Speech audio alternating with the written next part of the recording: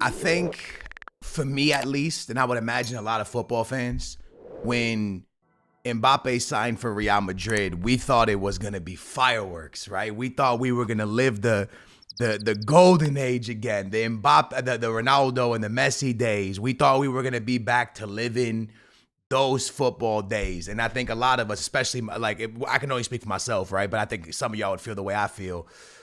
Those days are gone. We're gonna get magical days, but there's never gonna be magical days like those two, right? And what I mean by that is Mbappe starts off his Real Madrid career with 5 games, 3 goals. But we kind of, or myself, I guess I got stop. Maybe I stop saying we and say me. I thought that he would hit the ground running, and I'm talking about games where he's scoring 2, 3 goals, and not just scoring, but I thought he would be lively, like exciting, and just blowing past players. But I think he is having a little bit of a hard time adapting to La Liga in a way. But again, 3 goals in 5 official games is really good for a number 9.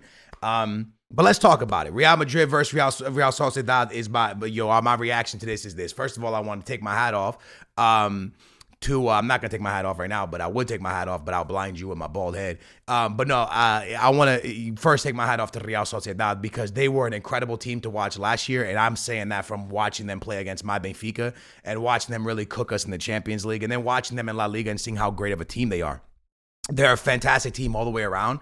And today, it was just a very, very, very good performance from Real Sociedad. A tough game for Real Madrid. And I think everyone that looked at that matchup knew that game was going to be very difficult and very hard. But it was very, very tough. Now, let's touch on some points. For me, both penalties are clear. I think those are penalties. Now, let me explain why I think they're penalties.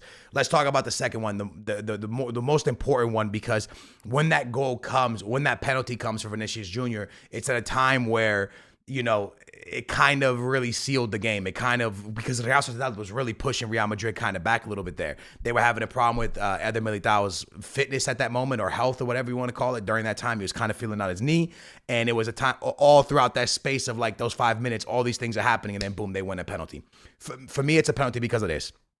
Whether the ball is there or not there, you can't just step on a player in the box. For example, what I mean by that, let's say Vinicius Jr. is cooking with the ball on the left-hand side of the box and Mbappe's running into the box. If a player runs and intentionally steps on Mbappe's foot, and Mbappe falls over in the middle of the box, even though the ball's not there, it's still a penalty because you're taking the player out of the play. You're taking someone out of what could be if they're not touched and on the field. So had Vinicius Jr. not been taken out there or stepped on, then he's still alive in the play. But since you step on him like that, you're taking him completely out the play. So I understand the ball's not there nowhere, and I understand where people are coming from, but you can't just go around stomping on people because it's a clear stomp. Everyone can see it's a clear stomp. Now, is the ball gone? Yes. Is it a bad pass from Vinicius Jr.? Pretty much. He gets intercepted that thing. But he still stomps on him, right? He still stomps on him, which prevents him from maybe pressing the player that steals the ball or pressing or winning the ball back. You're preventing something. So in my opinion, there is a stomp. It's a penalty. It's a dumb penalty to give away. The Real Sociedad player just does. I never really understand football. And again, I've never played professional football, so I'm watching on TV, so it's easy for me to say this. But, when there's 3 players around one player, I never understand why they foul. But again, you're not seeing it from a high angle. These players are on the field. They're living it. And when you're living, it's a very different experience from sitting on the couch being like, yo, why'd you foul? There's 3 of y'all there. Because the 3 players that are around one player doesn't know if there's another teammate coming running through. You know what I'm saying? It's things like that. But I always wonder why they did it. And that player there in that situation just doesn't need to step on Vinicius. There's no threat. There's no nothing. Like, you don't even need to put your team in that position. And he did. It's unfortunate, and it's a penalty. And then Mbappe steps up and scores. One thing I do really like is that Mbappe and Vinicius Jr. kind of rotating on penalties. For me, it shows no egos. For me, it shows more of a team spirit, them caring about each other, them wanting to win together. And I think that's really good for just the Mbappe, Vinicius Jr., Rodrigo, and Jude Bellingham era, right? It's a very, very good thing for them because when you look back at one of the greatest teams we've ever watched play, Messi, Suarez, Neymar, Messi, Suarez, Neymar, and Sergio Busquets on that team. There was no, it felt there was no egos. The only time maybe an ego might have got involved was when it seemed like Neymar wanted to get out the shadow of Messi and go on to his own team to have his own team.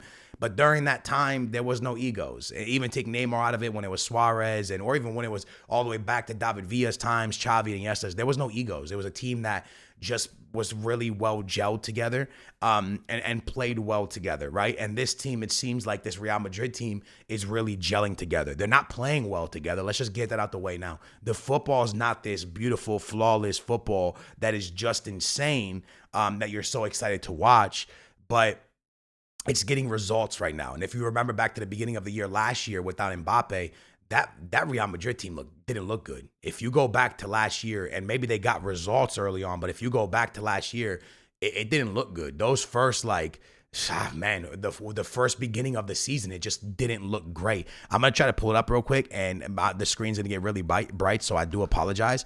But I would love to see Real Madrid's, 2023, 2024 season. I think that's what it was, 2023, 2024. When you go, or is that what we're in now? No, this is 2024, 2025. Sorry, my screen's really, really bright right now, and I do really, really apologize. I'm trying to scroll back to October. Here we go. So it starts right around here, and I know y'all can't see it right now, so I do apologize for that. But it goes with them starting the season. It looks like they win 2-0, they win 3-1, they win 1-0, they win 2-1, they win 2-1 against Real Sociedad in September 2023. They win 1-0 against Berlin. They lose to Atletico Madrid. They beat Las Palmas. So it's one of those things where the games were 2-1, 3-1. It was very 2-0, 1-0. It wasn't like they weren't blowing people out the water. And then, and even when you go a little bit further, they beat Osasuna 4-0, but then they tied to Sevilla, barely beat Braga in the Champions League 2-1, and then finally they beat Valencia 5-1. Then they win 3-0. Then it starts to become a better Real Madrid the later it goes in the season. So what I'm trying to explain is Real Madrid, when they were trying that diamond thing, there was times where we're like, yo, what's Ancelotti doing? This is not going to work. So I think it's going to take time. I also think they need Jude Bellingham back. And we also have to take our hats off to Real Sociedad and just how great of a team they are, right? But I think the one thing I do want to touch on is that it took Messi a very long time, in my opinion, as well, to kind of adapt to a new league, right? What do I mean by that? When Messi went to La Liga, to French league, to PSG, we thought he was just going to get there and put up 91 goals in a season, or just crazy stats, right? And it took him time to adapt. We have to remember that Mbappe is still very young. This is the first time in his career that he's away from France. So he's away from the food he likes to eat. He's away from the environment that he knows well. He's away from his own language. He's away from his way of living, his country, right? His TV shows, all that stuff, bro. That's all a big deal. It's the first time he's living away from all of that in France, because he's always played in France. So now he has this new experience, this new country on his hand, and a new way of living, and he has to adapt to it. And for me, I think that, at least for me, I expected him to get out in La Liga and just start tearing it up. But the truth is, what Messi and Ronaldo did in La Liga is different, right? They made a very defensive, hard league look very easy. And for years, a lot of us said they couldn't do it in the Premier League. They wouldn't do it in the Premier, even though Ronaldo did. Many people said that, they do those numbers because they're in La Liga. But the truth is, La Liga is a tough league. La Liga is a very good, organized, tactical, defensive league. And you're seeing Mbappe not get as much room as he got in Liga. Again, 3 goals in 5 games is still phenomenal stats. But we all said it, and we're going to continue to say it. Real Madrid belongs to Vinicius Jr. This is Vinicius Jr.'s team. When Ronaldo left, they gave him that jersey. He took that jersey. He was supposed to be this guy that came in and took it from there. And he's doing that. This is his Real Madrid. This is his team. And until Mbappe proves otherwise, it's why he's stepping up the penalties first. It's why most of the game is good. It's his team, bro. It's Vini's team. He's proven that. He's won the Champions League with them. It's Vini's team. And Mbappe needs to come into this team and find his space. And I think he will. I think he will be an absolute insane player. I think he'll continue to get crazy goals. And I think over time, he'll start to really adapt to this. I'm excited to watch him play in the Champions League. I'm excited to see what Mbappe does in the Champions League. I think if he drops a hat trick, I think that his first hat trick might be comes in the Champions League. I don't know. I just feel that way. But I am excited to watch him play outside of La Liga, and see what he could do there. But that's my honest opinion, lads. I thought that he was gonna just explode into La Liga, destroy La Liga. But the truth is, it's taken him a very long time to adapt to them. If you watch the French league and watch this Mbappe, it's a bit different, right?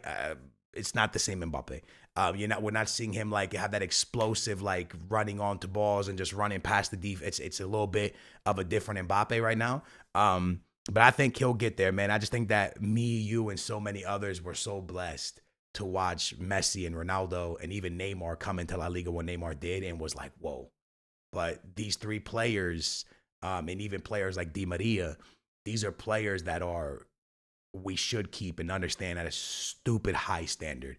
And I do think Mbappe is going to get to that standard, but I think, we got to remember that, it takes time for a lot of players. We got blessed with certain players, man. So that's my honest opinion on Mbappe. I think he'll be fine. I just think it's taking him a little bit longer. But again, 3 goals, 5 games, very good. But, I mean, to this day, we'll see what happens when I watch Barcelona, I think tomorrow. We'll see what happens. But right now, man, Barcelona seems to be the exciting team to watch in La Liga. We'll see if that changes when Jude gets healthy and Rodrigo's back and everybody's back. But in the meantime and between time, Barcelona is the fun team to watch right now. We'll see if that changes.